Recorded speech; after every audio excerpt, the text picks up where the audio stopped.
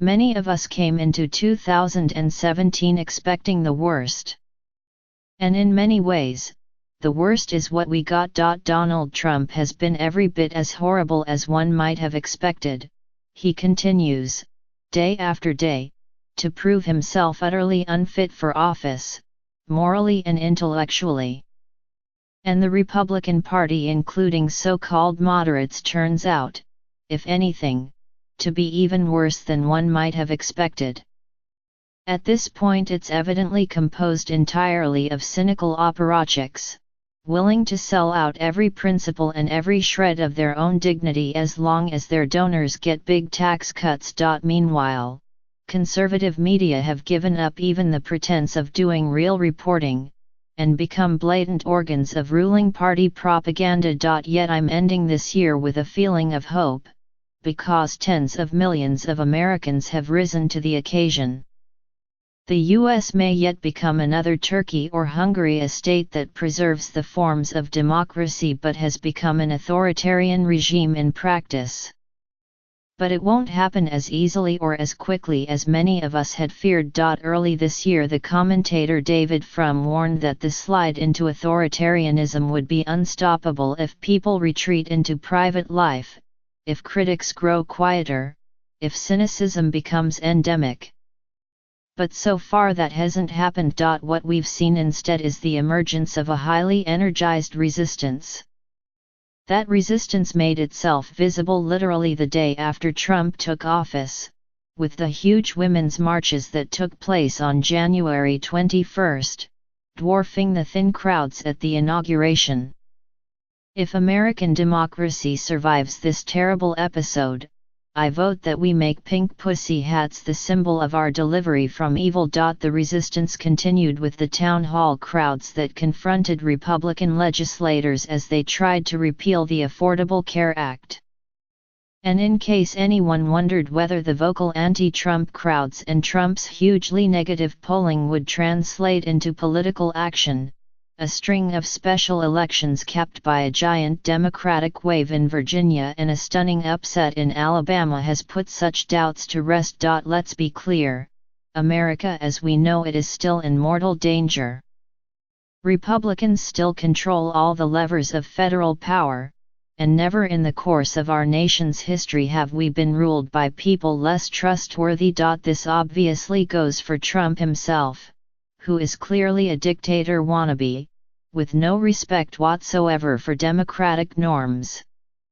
But it also goes for Republicans in Congress, who have demonstrated again and again that they will do nothing to limit his actions.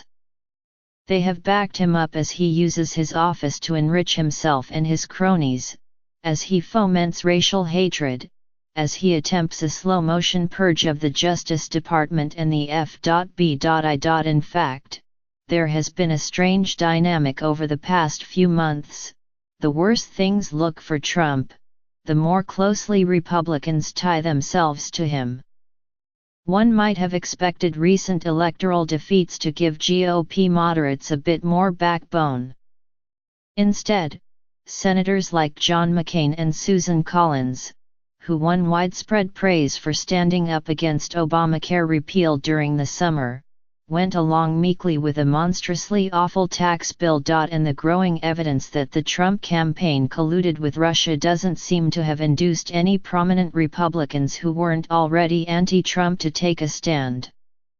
Instead, we've seen erstwhile critics like Lindsey Graham become obsequious toadies promoting Trump properties. So we can't count on the consciences of Republicans to protect us.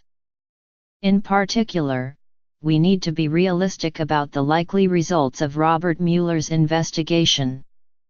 The best bet is that no matter what Mueller finds, no matter how damning and no matter what Trump does, even if it involves blatant obstruction of justice, Republican majorities in Congress will back up their president and continue to sing his praises. In other words, as long as Republicans control Congress, constitutional checks and balances are effectively a dead letter. So it's going to be up to the American people.